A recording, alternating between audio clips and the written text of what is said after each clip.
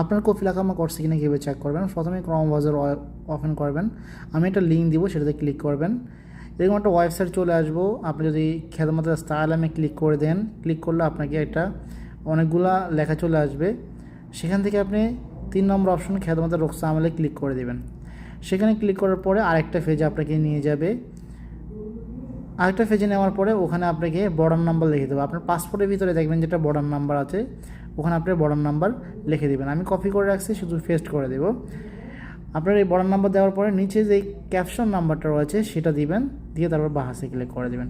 মনে রাখবেন, আপনার কফিল যদি এই টাকা ঢুকায়, তারপরে আপসির থেকে একামা ইস্যু করা ছাড়া আপনি একামা নাম্বার পাবেন না।